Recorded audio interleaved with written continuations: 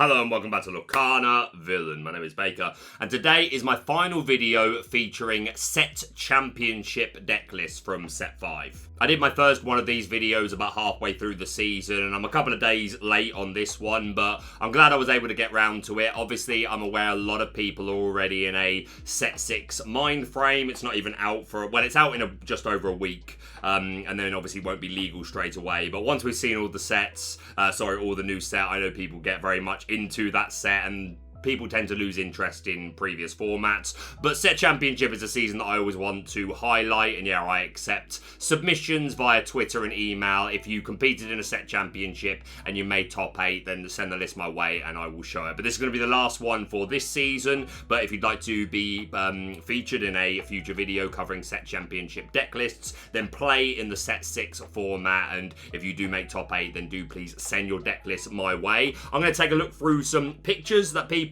were kind enough to send me. I forgot to look through them in the previous video, and again, this is just a video of highlighting player achievement, and we're not going to spend too long looking at any of the deck lists unless they're particularly spicy. We just basically get highlighting a player achievement, as I said, and just a nice celebration of another set championship season. But here we are, immediately loving the title belt. I miss my title belt. I need to earn the right to be able to open videos with a wrestling title belt on my shoulder, but I'm not there yet. This was obviously not at a set championship. This was at one of the DLCs, but this player, their deck is featured either in this video or the previous one. Like I said, I forgot to show photos from the previous video, but huge shout out to you. Finalist couple, you loves to see it. Beautiful, stunning. Here we go with, what's that say? AC Gaming Space. That's a cool shield, and this looks like a custom Pokemon card. And you won a box for your championship victory. Love to see it.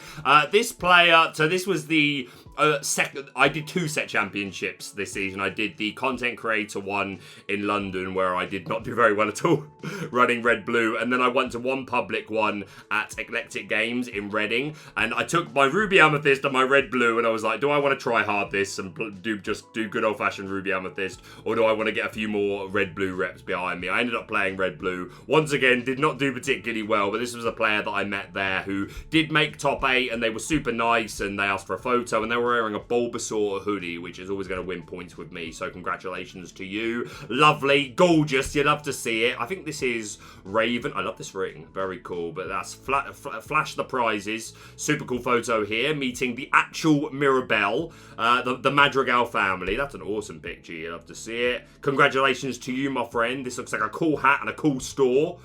Let's see. Very nice, very lovely. Congratulations. This is Sailor right here, a red-blue connoisseur, as it were. This looks like a cool store as well. Nice t-shirt, my friend. Congratulations. Another cool. There's a lot of LGSs. I hope during my Lorcana career I get to do a tour of LGSs. Doing that in the States would be pretty cool if I can ever afford to do so. Congratulations to all of you finalists. Shout out to Mod. This is one of my personal friends. We've never met in real life, but we've been friends. We met online since before I started Lorcana Villain, and we play D&D together to this day, and he was able to take a championship mat this time around. Very proud of you, Jeff, and congratulations to you, sir, finalist. Congratulations to you also picking up the standard legendary Mirabelle. You love to see it. Oh, we flash in the goods. Look at all these championship mats. There's a stitch in his mouth. An Ursula, a couple of Mirabelles. My man loves these trophies. Congratulations to you two as well. And that's all of them. So yeah, huge thank you to everyone that sent me pictures. Just as a note, if you did email me your list or tweet it to me, and you were not in the previous video, and you end up not being in this video either, please either, if you tweeted it at me, find that original tweet and tag me in it to show me, or if you emailed me, then forward me that original email. And if that's the case that I have missed you, it's a complete accident, I will make a note of it and I will do my best to make it up to you in the future. But please also bear in mind, I was only accepting submissions if you put it in a Dreamborn format, although there's one exception among these lists. But nonetheless, let's look at some deck lists. A shout out to the channel sponsor, Cardmarket. If you're looking for Lorcana singles at competitive rates, then check out Cardmarket. But let's look at some set championship deck lists. Now, in the previous video, I looked at every single list that had been sent to me up until up until that point. It was halfway through the set championship month. Except the Mufasa list. Somehow I missed Mufasa, which is one of my favourite deck types. So we're going to start off with them, which means there's going to be probably more Mufasa here than anything else. But let's start off with a first place winner. Wonderful here, of course, utilising the big bad Mufasa, a free character off the top of the deck, if it is a character, that you get to play immediately as soon as he's banished. So lots of characters that can benefit from this. We've got a couple of Sisu that of course can shift. Force Stitch, Surfer is going to be one of your primary draw engines in this deck, along with Rapunzel, and of course support cards for this like the Mulan and the Mother Gothel, who come with damage. Of course, if you're running this one cost Mulan, also opens the floodgates to run the Floodborn, who can get really aggressive board clear turns if your opponent does not respect the Mulan, doesn't play around it. We've got 4 Gaston and 2 docks to play characters cheaper here, potentially a turn 4 Mufasa or even a 6-drop like one of the ladies. We've got 4 Pongos in here just to be some more card draw, 3 Daisies for that aggro, and 3 Piglets to go along as well. 1 copy of Prince Eric, just a nice removal card. You're never going to feel bad hitting that off of a Mufasa. 3 Maui for that board control. I'm not sure if I mentioned the Wreck-It Ralph, but obviously when you do play him, whether you play him or you play him for free with Mufasa, then there's good odds to have a princess in your discard. Mulan, Rapunzel being some of the most prime targets, and yeah, if you can get one of those back for free, that's great. And of course you gain 2 lore, and he's just a bulky boy. And we've got 1 copy of Gaston here. Of course, we've got characters here that do self-damage, so if we can play Gaston for like 5, that's super good. Even if we're paying 7, that's sometimes reasonable, but like again, along with Doc and Gaston, we can be paying even less, and he's just such a big bulky boy. That rush really comes in handy. He's always going to take out locations. We've got 1 Chernobog in here, of course. This is a deck that goes through characters quite quickly, so this should be pretty online. And our non-character card of choice is just 3 copies of Teeth and Ambitions. Interrupt those early shift lines, get rid of the Cinderella, get rid of the Robin Hood, the Queen if people are still playing things like that, the Diablo if it hasn't moved to the code, things like that. So I think this is a perfectly fine non-character to play. 2, 3 of Ladies, looking like a really solid Mufasa deck, so a huge congratulations to them. We move on to Airburn.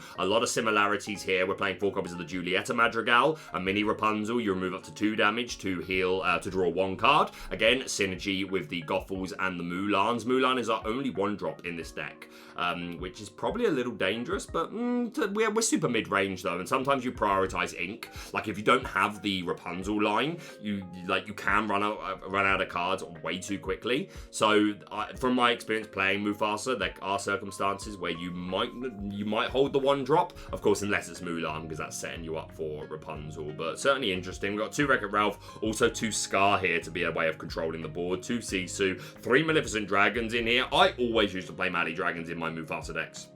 Always. I was like, it's just the highest odds hit off of Mufasa. And of course, when you do hit the Maleficent off of Mufasa, then it feels super good. But if I'm being honest, this was one thing that like I disagreed with Spessy, but I've come to agree with him that as nice as it is to hit this Maleficent, and yes, we're playing Gastons and Docs, so there are worlds where we can still play this for potentially 7, but I don't know, I don't feel like it's all that consistent. I would rather play more bigger characters that are a little bit more realistic to get online. So while I completely get the temptation of running Maleficent, and I don't think it's wrong by any stretch, I have moved away from wanting to play Maleficents in my personal Mufasas. And our non-character cards, we've got 3 copies of Brawl, perfectly fine, answers some of the things I mentioned earlier about Teeth, but of course isn't removed to a turn 2 Ursula if you're on the draw, which could be a problem. Of course you can ink the Teeth and Ambitions, but you might draw multiple.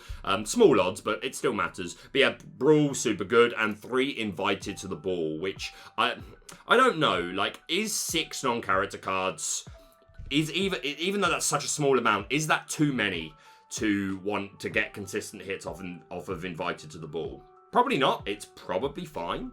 But I don't know if I would ever play Invited to the Ball alongside. Like, maybe if there was no other non-character cards I wanted to play, I might run a couple. But that said, I've not tried running Invited to the Ball in Mufasa, so just an immediate observation. But yeah, a really solid looking deck. Congratulations to them. We've got Charlie Fenton here, who's playing that Queen line just to have a little bit more early board control. Of course, when you quest, you can give +4/-4, so that can help with controlling the board. We're running 3 Brawl and 2 Teeth and Ambitions here, so really wanting to be able to remove things like Diablos if they're not a Cove, and break shift lines, and there's other good targets like Ariel. And if you can sing Teeth and Ambitions with your turn 2 drop, drop, whether it's Flynn or Gothel, which you won't always want to do because you don't want them vulnerable.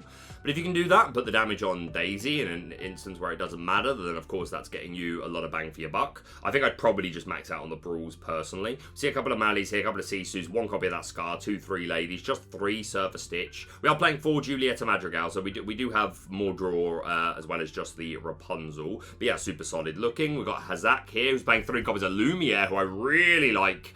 I mean, like, I don't think he's as good as the amount I like him, but I still think he has a place and is a card to keep an eye on in the future. Just that blanket +1. It depends how relevant cards that care about strength continue to be, because I mean, if you like, Ruby Amethyst is already started. I've seen a lot of Ruby Amethyst players move to a different way of playing the deck, the more burn version with the Chromacons and the Gathering Knowledge and Wisdoms and the High Counter Goofies and 4 Library, 4 Castle, and like removing the Ladies and a lot of those control cards that care about things like that. And Under the Sea, you see it, and you might see it more for set 6, but it did start falling off in set 5. So yeah, maybe the meta's gonna move. I don't know, we need to move into set 6, but late set 5, I don't know how. I still like Lumiere, because even if you're just not defending from cards that care about strength, just the +1 strength can really help maths. I do like Lumiere, but I think he's in a strange position in the meta at the moment. We've got a couple of Pongos here, also 1 couple of Hydra, who I really like. I always, whenever I build Mufasa with red, there's always a point where I put at least one of these in the deck, and quite often it ends up coming out, but I super like the card with this ability. Whenever this character is dealt damage, deal that much damage to chosen opposing character. Against steel decks, you can really annoy them, and even non-steel, like just being able to challenge, hopefully take something out, hopefully survive, and then do the same damage that you just took to something else. Like, you can get some super nice trades. A couple of Stitch Abominations here, just again, high questing characters, and we are not playing Gastons, but still with Docs, we could potentially play this sooner. 3 Mally, 3 Brawl, I think is probably right. 1 Wreck-It Ralph, 3 Super Goof in here, so looking super good. We've got Lord Vader with Girls on a Date with some interesting differences. 3 copies of the RLS Legacy and 2 copies of Jim Hawkins in this build. Super unique. 1 B Prep, 2 Brawl, 2 Teeth, 2 Bear. I mean, you're braver than me, but sure, why not? Like, if you're careful with your mulligan, maybe you keep more of these inkable non-character cards early just to have ink. Try and like fix those odds a bit better in the opening turns. I don't know. I don't know how worth it is with this much of a non-character package. 2, 4, 6, 7, 8, yeah, 10. I don't know. It's too much for me personally, but it is being warranted, I dare say, by the 2 copies of Minnie Mouse Drum Major, who's a 5-cost inkable 4/4 quest for 2. She's shift 4, and we are playing 4 copies of the always classy 1/3. And Parade Order. When you play this character, if you shifted, you can search your deck for a character, reveal it to all players, shuffle your deck, and put it on top of your deck. So being able to tutor out specific characters for this Mufasa does seem good. If I'm doing this, then I am playing the Mally, and we don't have Mally in here. So interesting, very interesting. We've got 1 Jermaine, 2 Medusa, 4 Daisy, we've got 2 Mulan, 4 Gothel to go with our 4 Rapunzel, 2 Baloo here, the bodyguard, who also represents 2 Lore, and 2 Pegasus. I really like the Pegasus in here as a more consistent way to deal with Diablo at Cove. I think that's super good. Yeah, I feel like this deck is trying to do maybe a bit too much. But anytime you can look at a more unique build, that's cool. I like using the Mini. I don't know if it's optimal, but I like it as a cool way to run the build. But if I'm doing this, I'm definitely running Mally Dragons. I think that's got to be your best hit. Perdita here is well worth highlighting. I do really like Perdita, and there's a plethora of 2-cost or less options here. So super good. We've got another one by Wonderful. We won't spend too long on it. I'm not sure if there's any changes here. There may be 1 or 2, but it looks very similar to the one that we looked at the beginning. So shout out to you. We've got Rules of Villainy. Hey, we love it. Great name, guys. Shout out to you. Hunter, who came second. We're running a 4/4 Vanellope von Schweetz. Oh, we're not a Mufasa build. Okay. Let's notice that early. We are not a Mufasa build. We are Amber, Ruby, princesses. Okay, so we've got a 4/4 queen line for that board control, and we are running 3 copies of the world's greatest criminal mind, which, you know, I loves the synergy. We've got the 4 Mulan, the 3 Gothel, but we're running 4 copies of the Bloodborne Mulan, 4 Brawl, no questions, 4 copies of Queen's Censor Core, 2 costing of an item at the start of your turn. If you have a princess or queen in play, you gain a lore, and rules, and that doesn't stack. It stacks if you've got multiple Queen Censor Cores, that you'll gain a lore for each. But you don't gain 3 lore for having one of these and 3 queens or princesses. And Rule Search, you can exert it and pay 2, reveal the top card of your deck. If it's a princess or queen, it goes into your hand. If not, put it back on the top of your deck. And I believe everything here is a hit, not everything. We're running 3 copies of Li Shang. We'll read you in a moment. We've got the 4 copies of Lumiere. Everything else is a princess or a queen by the non-character cards. So yeah, this is absolutely going to matter. 4 copies of the 1/2, one cost 2/2 Vanellope, and then the Floodborn, who shifts on 2. She's a 2/4 quest for 4, and when you play a princess, all opposing characters get -1 strength until the start of your next turn. So we've got this combo of World Greatest Criminal Mind where we want to boost their strength, and obviously there's 1 copy of Minnie Mouse here who has a built-in World's Greatest Criminal Mind, but lowering their strength just so that we can have more favourable trades seems super cool. She's questing for 2. I like it. And then 3 copies of the Li Shang. You can shift him by discarding it. We're not playing a baby, so it doesn't matter. But your characters with 4 strength or more get +1 lore. So who already has 4 strength or more? 1 character, the Queen. But if we use the Queen's ability, then we can give another character more strength. We have 4 Lumieres here, who is going to put Gothel, Moana, and Li Shang himself up to 4 strength. And of course we've got 4 copies of this Mulan Free Spirit, 3 costing with 2/3 quest for 2, and support, and that support is going to help us get more characters into that range. So this is super cool. Like, if you want to build a princess deck, this seems like a super nice place to start. A huge, and 2 copies of Vanellope von Schweetz, who is a Diablo answer because she's 3/3 quest for 2 rush, and Pixexia, she on play, you get evasive at the start of your next turn. Yeah, super cool. Huge shout out to you guys. And that's all our Amber Ruby Mufasa decks, but a look at our Purplefasa, courtesy of Earlmeister, with an 18-4 win rate. Vital information is you must know. Shout out to Earl. Yeah, it looks very toolbox, which is like a way of building decks that I know Earl is a fan of. I am to a degree. Like, if you look at my set 1 and 2 Ruby Amethyst, I was desperately trying to get toolbox versions to work. But yeah, Earl certainly popularized it for that version of EA Tempo. I would definitely say, like, Artabax's and LD Decklists to a degree are definitely the founders of, like, more traditional EA Tempo, but I think it's fair to say that Earl has made strong case for the toolbox variants. And we see a kind of toolbox variant here with Purplefasa, obviously different in combination. But yeah, it looks super fun. Obviously the 4 Fasa, this Elsa, lots of uses. Our non-character card of choice is just 4 friends, which I think is reasonable. 1 Chernobog, again, we've got a really thick low end, so we should get through characters quickly. 3 Elsas, which of course can shift and be great hits off of the Mufasa. 1 Yzma for a bit of board control. Super flexible card, this Yzma. I'm a big fan. 1 Perdita to reuse these low-cost characters. 4 Goat, 4 Rabbit, 4 Rapunzel, 4 Fox, 4 Crab. All standard stuff. 4 Snake. 4 Moana as well. It's just an early aggressive character, which, what's the uninkable count here? 14. Yeah, I think that's pretty reasonable. 1 copy of Pinocchio, who I've been a big fan of Pinocchio since his release, so he's great to see in here, especially because we're playing Rafikis and there's great synergy with the Perdita. 1 Kuzco, I like Kuzco, and then we've got 4 Wendy Darling for another aggro option, and the 1/3 can be great. If you can get 2 quests out of Wendy, that's superb, and of course you can use it back with Perdita, and then a 3/3/3 of 1-drops. This is the neatest I've ever seen your 1-drops, Earl. I don't like your 1-drops in EA Tempo. I'm not saying they're not right, I'm saying I don't like them.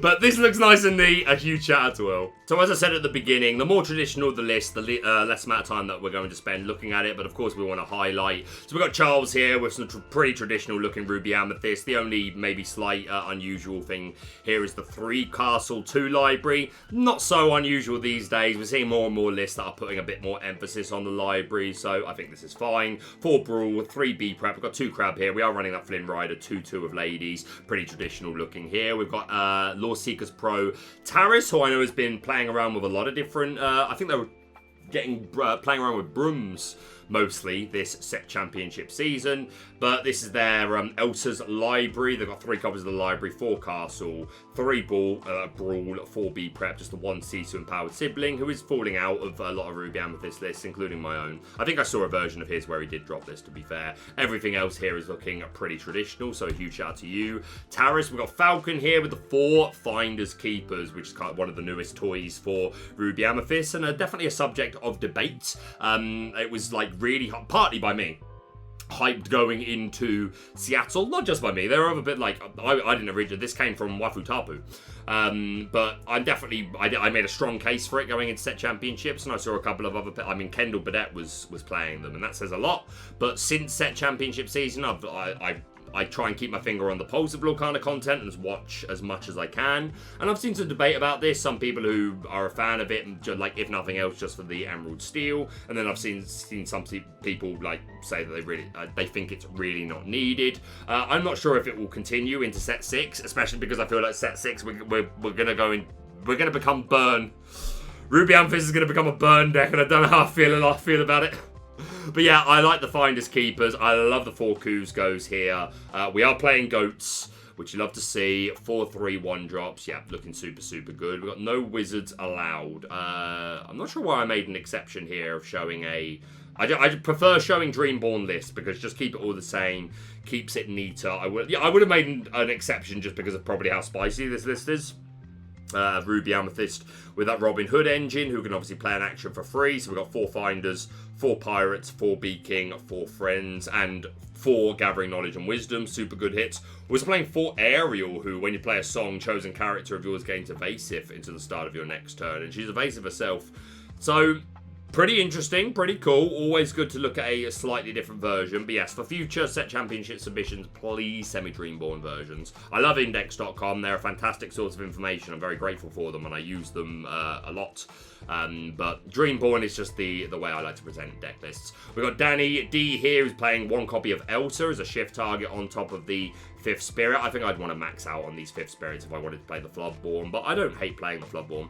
And the spiciest thing here really being 2 copies of We Know the Way. 3-cost Ingable, shuffle chosen character from your discard into your deck, reveal the top card of your deck. If it has the same name as the chosen card, you may play the revealed card for free, otherwise put it into your hand. See, I definitely would want to max out on these Elsas and like maybe even play a 2nd Spirit of Winter for that synergy. But of course, Madam Mims and Merlins, you've got fairly good odds to get a hit there. Yeah, just a bit of spice. You love to see it. We've got Alejandro here. We've got 4/3. We've got 4 Olaf, 3 Rafiki. Definitely rarer sight for the 1-drops. Everything else here looking pretty traditional. 3 One of Ladies. Magic here, who's running 2 Super Goofs, which is not uncommon, I would say. Like, not enough people play around it, and it can just be that extra bit of reach that you need, so I like it. 4 Chernobog and 4 Mini as our 1-drops. Obviously these 1/3s giving you a bit of a better SteelSong, and you get more bang from your buck. I was going to say for Crab, but we're not actually playing any Crabs in here, so yeah, without Crabs I'm not as convinced by these minis, but congratulations to you. We've got Swift D here. Everything looking pretty traditional. 4 Castle, 1 Library, I like a lot. 3 One of Ladies. Yep, congratulations to you, Swift. Moving into the Ruby Sapphire decks. Again, I think a lot of these are pretty traditional. 2 Daring Visitor, 3 of the Floodborn, 1 Scar, 2 B Prep, 2 Dime, 1 copy of that Great Stone Dragon, along with 3 Fishbone Quill, 2 Hideaway, no Kuzcos in here. Oh, this is my only red-blue deck. That's a surprise. I know we looked at a lot in the previous video, but we've had a fair few submissions since then, so I thought there would have been at least one more. Again, like I said at the beginning, if I have missed your list via email or Twitter, then forward me the original email, tag me in the original tweet, and I will do my best to make it up for you, up to you. But yeah, we looked at a lot of red-blue in the previous video, so do not be deceived. So let's look at some Emerald Ruby. Definitely a more interesting ink combination. We've got Scrubbles here, who's playing 4 copies of Professor Ratigan, the Party Crasher. 7 cost uninkable, 5/5 quest for 3. Shift 4, evade evasive, and your damaged characters get +2 strength. So we're running 4 copies of Teeth and Ambitions, which, like, as we've mentioned a couple of times, is a good answer to certain breaking shift lines and get rid of Diablos and stuff like that. But of course, this synergy with putting damage on our own characters, they're going to benefit from. Ratigan's going to give them extra strength. We've also got 4 copies of the Raging Rat, who's a 1/5 quest for 1, and if he's got any damage, he gets +2. So Teeth and Ambitions him, then he's +2 to 3, and then Ratigan makes him 5. So that's a big old boy. We've got 2 minis in here for some evasive, 4 copies of Lumiere to upset maths, and that's going to help protect things like your own Diablo. You love to see it for us. Let's snipe those songs. The aggro cards, Bonsai and Curse Merfolk, of course 3 Diablo to be a shift target. 2 copies of the Clarabelle that banishes items, and 2 copies of the Floodborn as well. 3 Super Goof, 2 Hidden Cove to further upset maths, 3 Brawl, 2 You're Welcome, and 1 copy of Signed Contract, which I believe... if I'm misquoting here, then I apologise. But I believe, like, I was listening to Zan Zayed's, one of his pieces of content, and I think he said in preparation for Seattle, there was a point where he was playtesting this. Obviously didn't end up finalising on it. I'm sure it was Zan. Can someone confirm? Someone that watches a lot of Lorcana content. Someone confirm for me, got it. Maybe I'll just message Zan. But yeah, 2 costingable item. Whenever an opponent plays a song, you may draw a card. Hey, obviously there's a lot of decks that sing a lot of songs, so why not? But yeah, this is super spicy looking, and we got Ratigan here. Yeah, I just want to see the very large mouse in here. I like the very large mouse. The exert ability is pretty cool. Next up, we've got Ziz. I apologize, or Ziz. Sorry if I'm saying that wrong. Who needs a sharpshooter? Speci would cry if he saw this list, because he does like a Robin Hood sharpshooter. But yeah, this just looks... yeah. I mean, we've got a lot of the control stuff. We've got 2 Tremaine, 2 Medusa, 3 Maleficents, 4 Brawl, 3 B Prep. We've got the 4 Ceases, 4 Maui and that Flynn. We've got 4/4 Shift Line for Diablo, 4 Baby Mother Gothel with that built-in Mother Knows Best. We've got a 4/4 Clarabelle line, 4 You're Welcome, 4 Bruno, 4 Cove. Yeah, I do feel like a Robin Hood is here, even though I feel like Robin Hood is super bad until we no longer have Brawl, if that day ever comes. Or people aren't playing it, I'm afraid to say, as much as I love Robin Hood. But yeah, got you a top 8 in set championship, so huge congratulations to you. Another red-green deck here. Make sure to, in Dreamborn, give it a name, otherwise it has this black background. But again, also playing that signed contract, very cool. We've got 3 Gaston here, and we're playing 3 Maximus, which is a very interesting card. Gaining you lore at the end of your turn based on the strength of characters you have in play. Of course, this Gaston is the way that we're most consistently going to be able to proc that 10 or more. I do love a bit of John Silver. We've got a 4/3/4 Clarabelle line. Also 3 copies of Tinkerbell. Yeah, super interesting. Unfortunately, it's a little blurry, so I can't zoom in too much. But congratulations to you. Yeah, please name your lists.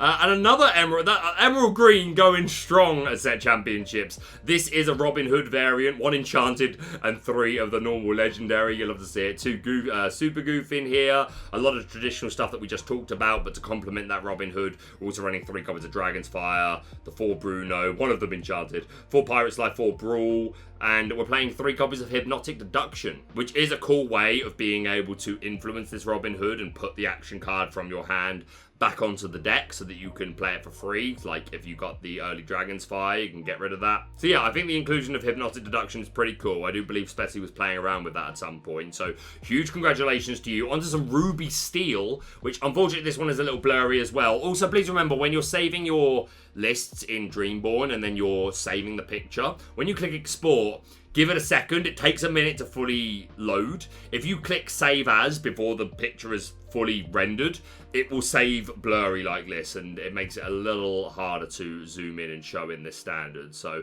but yeah, huge shout out to Jaled, a huge supporter of the channel who's been around for a while. So shout out to you, and yeah, this is looking super cool. We got that 4/4 Mickey line. We got a whole new world. We got 2 copies of Gustav here, who I super like. You can ready him when you banish an opposing character. We got 2 Tuk-Tuks here to play into these locations, of which we're playing 3 Bio, 3 Thebes, and 3 copies of RLS Legacy. Of course, Jib Hawkins also going well with them. 3 copies of Doc for the hand replenish. We're running 4 baby Mickeys, 2 of the 1-drop and 2 of the 2-drop. I think I'd probably just max out on the 1-drops personally. 3 Beast and 2 Tinkerbell. Yeah, super cool looking. I got my butt handed to me by Ruby Steel at DLC by the German dev team a couple of sets ago, so I will always respect. And we come to Wonderland, our most recent Disney Lorcana Challenge champion of Seattle, who sent over a couple of their set championship, their successful set championship deck list. This being SteelSong, we are playing the Decandio special, the Lanterns, alongside only 2 copies of Prince Naveen, also 3 copies of Be Our Guest, an extra song, and of course it's an extra song to get you Singing Sword off of the Stout-Hearted Cinderella, of which we're running 1, 2 copies of Bare Necessities, also 2 docs here. I think this is the trademark card for Wonderland here, so you loves to see it. 3P, everything else looking pretty traditional. 2 copies of Grab Your Swords, you love to see it. We've got Inkborn Heroes here, a fantastic YouTube channel. I think probably some of the best edited and best produced content on YouTube. So if you're not familiar with Inkborn Heroes, which I'm sure you are, most people are, they're doing super well, which is great to see. But if you're not, highly recommend check them out. Super nice guys, and yeah, their production is first class. But yeah, super standard looking SteelSong list here, running 3 Ursula, which I like, gives you a better game on the draw. 1 copy of Grab Your Swords, 3 Naveen, 3 Lawrence here as an additional aggro option, also 2 Daisy Duck. Everything else pretty traditional, so shout out to you guys. We've got Hazak here with some spice. We've got 2 copies of the Mulan Reflecting. 4-cost Inkable, 3 quest for 2, shift 2, no shift target, nope. And whenever it's character quest, you can reveal the top card of your deck. If it's a song card, play it for free. So we have no shift target, so this is kind of slow. And we have no way of influencing the top card of the deck, so this is blind luck. So this strikes me as like a SteelSong player that was like, I wanna run something cool and a bit fun to include in this particular event, which is one of the cool things about set championship deck lists. Like, there's a degree of taking it seriously, but there's also a degree of like, let's also experiment a little and play with some fun cards. So I'm a big fan of it, and of course you've got plenty of songs, so not bad odds to hit on the blind, and 3 copies of Sleepy's Flute, which is not very common these days in SteelSong, but it can still be great, especially in the Ruby Amethyst matchup. And 1 copy of Chempo in here as well, just 1 Tinkerbell. 3 Cinderella Stout-Hearted as well, very heavy, so you love to see it. Shout out to you. We got Doughty here. Goodness me, this is going to take a moment to digest. Princesses will be good. I believe you. I do believe you. Let's look at those princesses. We've got 4 Borum Sensation and 2 Stout-Hearted. We've got 2 Kida, none of the Floodborn. We've got a 4/4 Vanellope von Schweetz shift line. We looked at her earlier. 4 copies of the Grand Duke, who gives your royal family, princesses, kings and queens, get +1 strength, which is super good. We're running 3 copies of the Cinderella Knight in Training, who's an additional shift option to Cinderella, and of course can help you get through your deck, get rid of those early uninkables and like one-offs. Well, there's not many one-offs, except the Whole New World. There's a lot of peculiar counts here, but nonetheless, this Cinderella help you get through the trash and find what you need for your specific matchup. 2 Moana, the 3-cost uninkable, who's a big quester, and of course 3 of the Floodborn, who on quest you can ready your other princess characters. This is definitely a card that gets better and better the better that princesses get. Running 2 copies of the 3-cost Ariel. Whenever you play a song, you can draw a card and discard a card. And 2 copies of the Floodborn Sonic Warrior. When you play a song, you can pay 2 to do a 3 smash, 3 damage. We've got 2 copies of Zero to Hero to play characters cheaper. 3 copies of Heal What Has Been Hurt, which is removing 3 damage for everyone for chosen character, and you draw a card. 2 copies of Criminal Mind, 3 Queen Center Core, which should be fairly online with the amount of hits. 2 copies of Blast from Your Past, which is a song I super like. Name a card and then return all character cards with that name from your discard to your hand. So obviously there's a lot of Vanellopes, Moanas, Ariel, Cinderellas, so this feels online. But then 2 Swords, 1 World, 2 Flatten, 2 Zeus, 1 Strength, 4 Storm. I love the theming of getting princesses to work. I'm not a fan of these counts of your non-character cards, to be honest, but it got you top 8 in a set championship, and that's all that matters, so huge shout out to you. We've got a more traditional version here, except playing the, this is not in English, I forgot what it's called. When will my life begin? Which is a character can't challenge, and you draw a card, I believe. Yeah, chosen character can't challenge during their next turn, draw a card. This is not the first time I'm seeing this in a SteelSong list, but it's only the second. I still don't understand the reasoning for it, to be honest. I said in the last time I saw one of these, I was like, can anyone point out anything that I'm missing that this is specifically for? Other than, like, it can generically have situations where it's cool to have and useful, but is it for a specific matchup or something? Maybe for the aggro? But I don't know. A lot of the rest of the deck pretty traditional. 1 Find and Platinum. 2 copies of Sonic Warrior, which isn't rare but isn't unseen. 4 Daisy, 4 Lawrence, very aggro. 2 copies of Chen Po, very nice. Well done to you. We've got Sparky here, who's playing 2 copies of Sven to re-ready a character, which can be cool to just keep them safe, or for singing songs, obviously, which is the name of the game. 1 copy of Wreck-It Ralph here, and there are some princesses. Well, I don't know. We've got Cinderella, Rapunzel, and Ariel, to be fair. Yeah, actually, Wreck-It Ralph is a pretty interesting choice for this deck. 2 Benja, which is very rare in SteelSong, going to punish those items, but everything else looking pretty standard. A version here by Honey Wizard, nothing standing out as too out of the ordinary. 2 copies of Baloo. I wouldn't say it's common, but we've seen it before. It can be super good with Bodyguard and the represents 2 lore. So, yeah, looking real nice. We've got Faint of Hearts here. Mostly traditional, except the 4/4 Queen line, which did super good in the SteelSong deck that did well in Seattle, but has very much fallen off for SteelSong decks. Also 1 copy of Criminal Mind to synergize with that, but yeah, looks good. We've got Atakiti here, probably saying that wrong, but from the Lorcanitos podcast, with a really neat looking list. The 2-line special, 3 Super Aggro with a 3 dock, we've got 4 Baloo, also 3 of the dock, just a lower character cost, just to play out more of your hand. 2 copies of Donald Duck for an extra lore and bodyguard, 4 of the big bad Chen Po to protect these characters. Yeah, this looks like a super nice version of SteelSong that's really consistent. Patrick here, again, very traditional. 2 World's Greatest Criminal Mind. Even without Queen, there's some good targets for this, like Tamatoa and Sisu's and Maleficence. Moving on to Amethyst Steel, those super low to the ground decks. For locations, we've got Castle Library, 3 Zeus and 4 Strength for some spot removal. 3 Elsa, just again, exert a character and good for getting rid of those evasives. 3 Benja. Our 1-drops have got 4 of the Mickey, super hard to remove. 4 Hook, 1 copy of Pascal here as well, and can synergize with these 4 Crab to deal with opposing evasive characters like Diablo, even if they're at the Cove. 2 Kuzco, yeah, just a super quick, consistent looking list. Congratulations to you. We've got another version here by Wonderland, the 2-line special, putting a lot of emphasis on locations. The 4 Castle, the 4 Library, and the 4 Seven Dwarves Mine. First time you move a character there in a turn, you do 1 damage, but if it's a knight, then you can do 2 damage, and we're running 4 dock, of course, but also 4 copies of Happy, who gets evasive during your turn, so he can help to deal with evasives, obviously, clues in the name. 4 copies of Fire the Cannons, interrupt shift lines. We've got a pretty good aggro package here, and 4 copies of John Silver, who gets resist 1, and an extra lore pit for every location in play of which we are in, that you control. Not just in play, they have to be on your side of the board. But yeah, 12 in the deck and a 2-line special. Yeah, this looks like a lot of fun. So congratulations to Wonderland. A version here by Grand. A lot of similarities. They're playing the 2 Gathering Knowledge of Wisdom. No castle here, maxing out on the mines and the libraries. And pretty much everything else looking very much the same. So, 2 smashes in here, which I think is perfectly reasonable. We've got Daryl here running 1 copy of Sorcerer's Spellbook. Back gold. It's been a while since I've seen a spellbook. 4 cannons, 2 smash. No mine here, but still running the 4 dock. Of course, just plays into the way this tempo deck likes to play. 4 copies of Pascal, so lots of evasive answers, along with just 2 copies of Crab. Yeah, loves to see it. We've got Louis here, who's running 4 copies of the Bell, Accomplished Mystic. Also 1 copy of Anna, who the opponent is forced to exert one of their Karedi characters, which has not seen much play at all until Set Championships, where one of the top cut lists did very well running a copy of Anna. And then we've got a Kronk engine here. Someone call Breezy. Someone call Breezy. We've got the 2-cost Ingable, 1/4 Quest for 1, and Challenger 1. And the Floodborn is a 7-cost uningable, 6/6 Quest for 1, Shift 5, and Are you on the list? I do have a kind of okay Kronk voice, but I need to find it. During your turn, oh yeah, it's all coming together. It's there, he's there somewhere. I have the low tone for it. During your turn, whenever this character banishes another character in a challenge, you may play a character with cost 5 or less for free.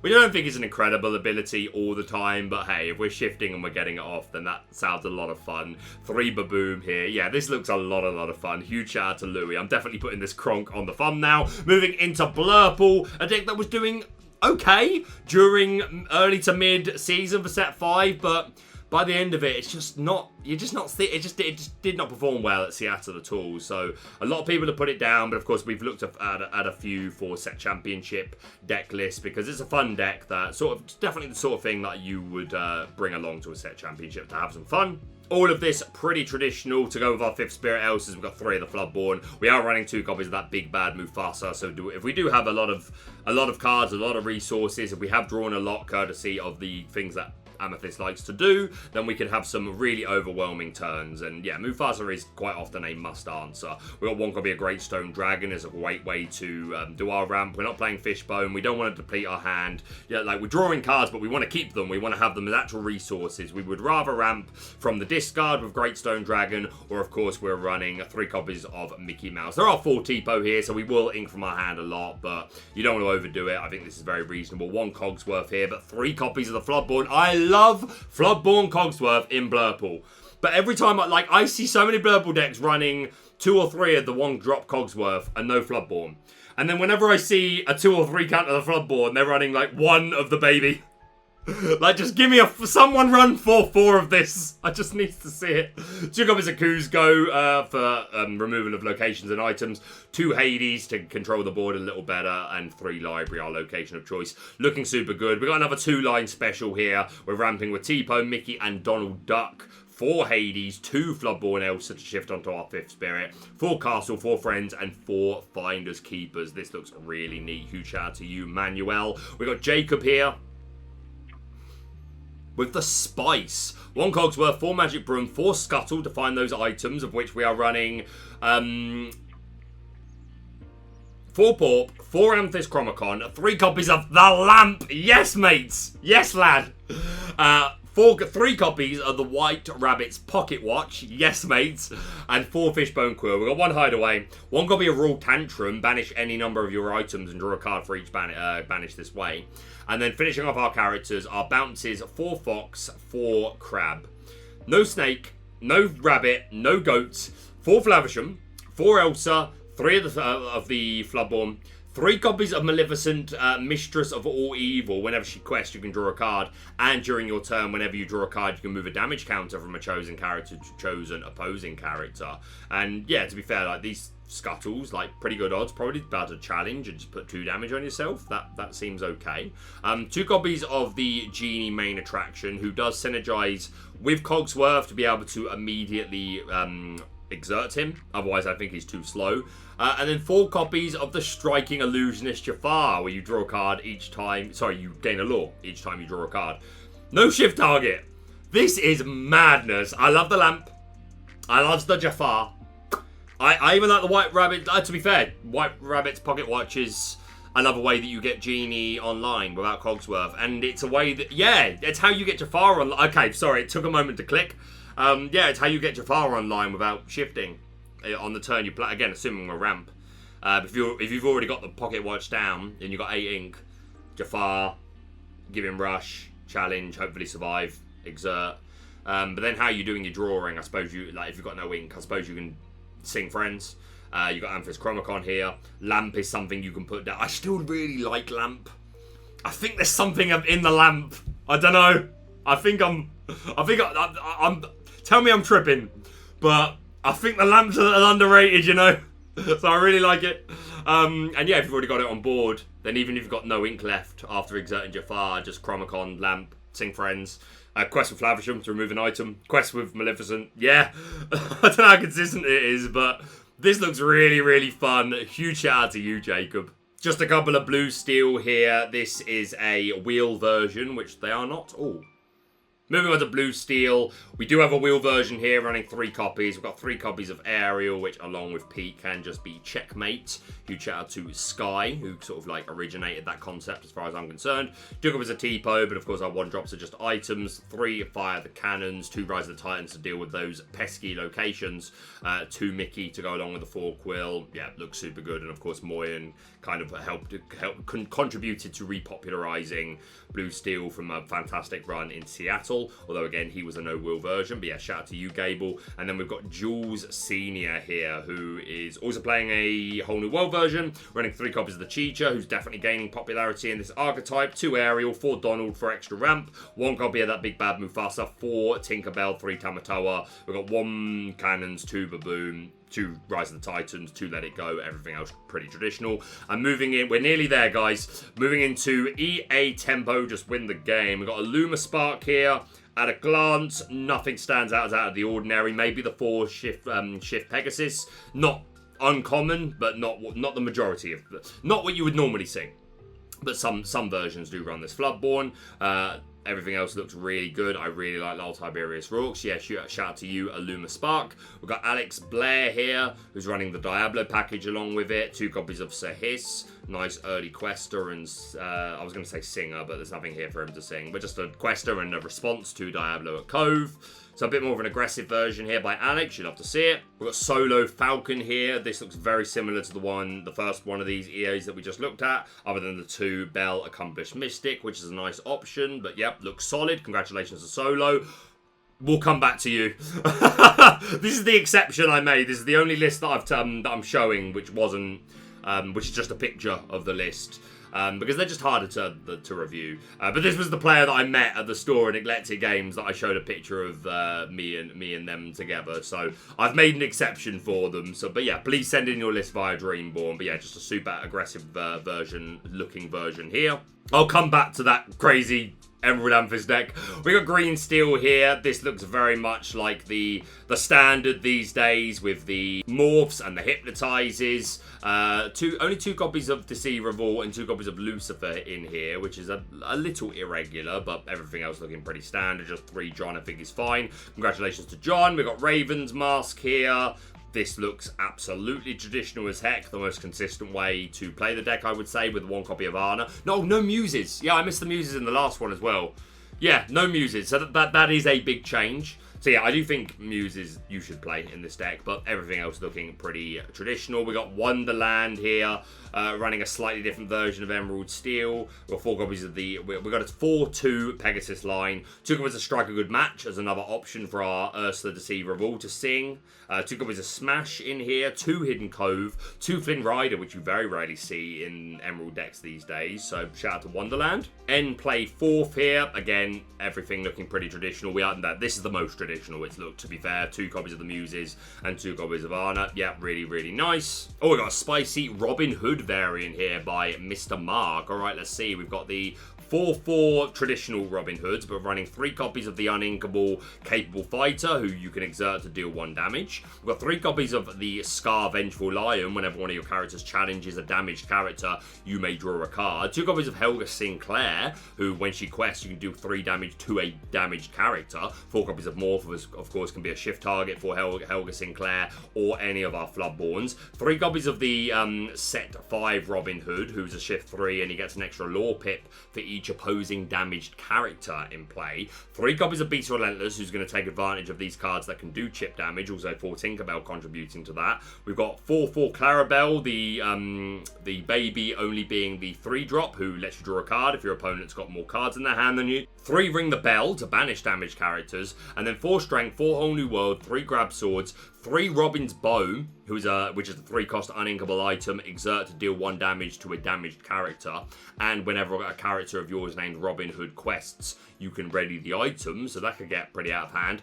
And Sherwood Forest, your characters called Robin Hood can move there for free, and characters there gain ward and exert to deal 2 damage to chosen damaged character. So yeah, as far as building a tribal Robin Hood deck goes, I haven't tried, but this looks pretty spot on, so huge shout out to you, Mr. Mark. We've got some Hyper Aggro here, another deck from Inkborn Heroes. All of this look at traditional Hyper Aggro things. 1 spellbook, I think is probably a little irregular, but a fine addition. 2 copies of the Bosses on a Roll, though, I really like. Instant lore gain and to arrange the top 5 cards of your deck. The Chromicons, the Gathering Knowledge and Wisdom, 4 Befuddle for board control. Dolores Madrigal can be card draw and she quests for 2. Sven to keep our characters safe. Traditional 1-drops, all the aggression that ever did was. 1 Chernobog as well is a great aggressive late game character, so looks good. We've got Warcane here, a lot of similarities, but they're playing 4 copies of, I think this is Neverland, which is just a 1-cost inkable, 1/4 with 1 passive lore. Everything else, again, pretty traditional Trabasura with the 2-line special, just maxing out on a lot of these copies. Less spicy stuff going on. 4 copies of bosses on a roll, 3 library. I like it. Oh, I missed this one for Emerald Steel. We've got some Mighty Meg. This Megara, who's a 5-cost inkable. Whenever you play a character named Hercules, you can ready her, and she can keep questing. Or of course, she could be potentially singing. So we've got a lot of Hercules, 3 copies of the 2-drop 2/3, 4 copies of the 3-cost 3/3 Bodyguard, 3 copies of the Divine Hero, Shift 4, 6/3, Quest for 2 and Resist 2, and then we're playing 2 copies of Bibbidi Bobbidi Boo, so that's a way that we could replay Hercules as well. That's super fun. 4 Morph as well as another shift target for this Floodborn Hercules, or for the Beast, or for the 3 copies of Little John, who's a Shift 4, 4/5 Quest for 2, and okay, Big Shot, while this character is exerted, your characters with Bodyguard gain Resist 1 and get an extra lore. So there's this 3-cost Hercules up here who's a Bodyguard, so that's pretty cool. 2 copies of Cricky to give us better ball control, and then traditional things like Ursula. We got a 4/2 Diablo line, 4 Storm, 3 Strength, 1 copy of Remember Who You Are, which is super rarely seen. If an opponent has more cards in their hand than you, draw cards until you have the same number. 4 Forger Sphere, or that also gives Bodyguard. I nearly forgot. That can give bodyguards. That's another way to get this Little John online. And Hidden Cove to upset the opposing player's maps. This looks so fun. Huge shout out to you, Treaky. And a shout out to Dadkana for this Amber Steel Mufasa build, which is gaining popularity. 2 copies of the Stitch, 4-cost uninkable, 1/4 Quest for 1, and on play you deal 2 damage to any chosen character. They don't have to be damaged. So expensive, bad stats, but that's a super strong ability. 2 copies of the Bodyguard Hercules, 6/5 Quest for 2 with Resist 1 is super cool. 2 copies of Wreck-It Ralph, 2 copies of Simba Fighting Prince. On play, you can either draw 2, discard 2, or you can deal 2 damage, which is also super cool. Yeah, we're very mid-range. We've got the early aggression, like Piglets, Daisy Ducks, the Robin Hood line, even without songs. 4 docks here as well to play characters cheaper. Yeah, super cool looking. Congratulations to Daikana. We've got our one and only Emerald Amber Under the Sea deck, courtesy of Renato. Again, apologies if I'm saying that name wrong. But yeah, we've got 2 copies of Under the Sea here, 4 copies of Clarabelle. We've got a Rockstar Stitch engine. So that's going to benefit our 2 drops or less, which are Ursula's, Morphs, Piglets, Pegasus, Keeders, and Daisies. Also, the 4/4 Keeder line in general, going to contribute towards our Under the Sea plays. 2 Server Stitch for more card draw, along with those Clarabelles. 3/0 to Heroes to play characters cheaper, and 2 Lanterns as another way to play characters cheaper. Yeah, this looks super, super spicy. And then we have a Green Farsa variant. We've got 3 copies of Nani, who's a 3/6 Quest for 2 with Bodyguard. Cricky for some board control. 3 copies of Don Carnage, really powerful, aggressive, evasive character. 3 copies of Kuzco, Long Live the Emperor. Been a while, my friend. 4 copies of Just in Time. Okay, I should have started with that. So this Just in Time could cheat out the Kuzcos, the Carnage, the Cricky, the Nani, the Mufasa, and Maximus. That's a nice pool. And the Floodborn Pegasus. That's a nice pool of characters. We've got 4 copies of Jack, who I super like. 1/4 Quest for 2 and gives Reckless on a 3-cost inkable. 4 copies of Hey Hey so that we can ramp. As long as we let our opponent ramp higher. 4 copies of Donald Duck for Bodyguard and more lore. 1 copy of Merfolk. Yeah, this looks a lot of fun for a just-in-time variant, so congratulations to you, Nathan. Alright, let's take a quick look at this EA Tempo deck. There's a lot going on here. Sparky B9, congratulations on your set championship placement. I can't get behind the deck. Sorry. But nonetheless, well done. And then to finish us off, we have some Amethyst Steel Brooms, courtesy of Pedro, running 2 copies of that Sorcerer's Tower. It's not as good as the other Amethyst locations, but by gold, I'm going to play Brooms, so I respect it. We're a wheel version, running the 4/4 Mickey Mouse line as a great shift target. We've got 4 of the Aerial Cleaner, 4 of the Industrial Model, 2 Bucket Brigade, 4 Bucket Brigade, 4 Illuminary Keeper, 3 of the Swift Cleaner, who has Rush, and you can shuffle your Brooms back in, 4 copies of the Brigade Commander, who has Resist, and gets an extra 2 strength for every other magic broom you have in play, and of course 4 Yen Sid, and 4 of the Wayward Sorcerer to return these brooms to our hand. Hey, tribal brooms, I will always respect. So huge congratulations to you, Pedro. And I'm going to leave it there. I was also going to look at the junior deck lists in this video, but we've ran so long. I want to give them a bit more of a light to shine. So instead, when I do my next video, which is going to be finishing off the set review for Azurite Sea, I'm going to include the junior deck list in that video. Nonetheless, a huge congratulations to everyone that took part in set championship season. And again, if I did miss your list, just re-forward me the original email or tag me in the original tweet and I'll do my best to make it up. A quick look at the confirmed promo for set championship in set 6. Obviously, I am so in love with this. Y'all know I love Scar so incredibly much. This is beautiful. I am going to be try-harding super hard in this set championship because I need a playset of this. Yes, this is inkable. It's showing as inkable. It's not an inkable card. It's just an error in the app, which will be fixed. So no, Scar is not becoming inkable. Obviously, I absolutely adore it. Yeah, I love it. It's my favorite set championship promo so far. I will say, though, I do think that this set should have been a pirate. Like, I think they should have played into the theme of the set. I don't know how much in advance set championship promos are chosen. It could be well in advance. It could also not. I genuinely have no idea. And there's a part of me that wonders if this is a response to the Mirabelle not being all that popular, but I don't think so. I feel like this would have been confirmed, even if it wasn't like a year ago. I feel like this must have been confirmed at least by the time Mirabelle was announced. But if I'm wrong, there's a chance that this is a response and them saying, wanting to play it safe and use a character that they know is popular, which I kind of get to a degree, but again, that could be completely wrong and this could have been confirmed ages ago and it was always going to happen. I love it. I love it so much. It's my favourite one so far. I want to play set, but I do think this set should have been a pirate and they should have played into the Azurite Sea theme. So yeah, for what it's worth, I hope that in future sets we get a character that specifically plays into the theme, which I think has been mostly the case.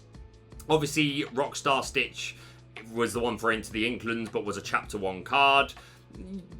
I wouldn't say it massively plays into the theme of Into the Inklands, but I don't know. Like, maybe there wasn't a need to. Obviously, Ursula was perfect because it was, like, finishing her story and her arc for Ursula's return. Mirabelle, I know not everyone was pleased with, but I don't think it's necessarily a bad choice. There's no reason why she couldn't represent Shimmering Skies. I think that's believable. But yeah, I just would have liked to have seen a pirate for the Azurite Sea as the promo, as much as I love this Scar.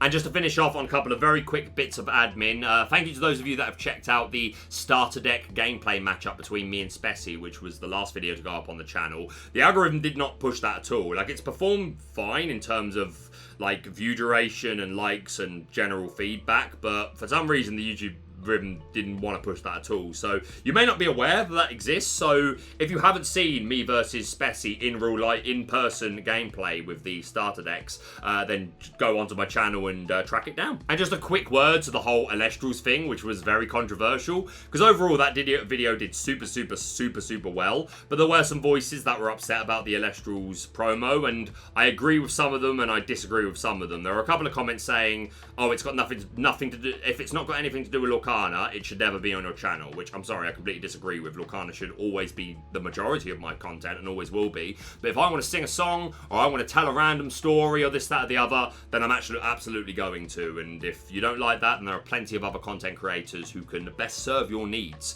But I do think there is absolute. I think there are a couple of people who was like, you shouldn't put it at the beginning, especially if it was going to, like, if it was just 1 minute, cool, but a 10-minute segment right at the start of the video, because like, my thought was there's timestamps, but some people have said, hey, I just click the beginning of your video, I put it in my pocket, and then I go walk the dog or something, which I think is reasonable. So I do agree I should have put it at the end. It's not something I'm going to make a habit of anyway, like massive promos to do for things that aren't Lorcana, not of that length, but nonetheless, if I ever do feel the need to, then I will make the effort to put it at the end. But I appreciate the feedback. But that's going to be it from me for now. Thank you so much for watching. If you're brand new to the channel, please subscribe for all things Lorcana, hit that like button to show support, and we'll see you soon.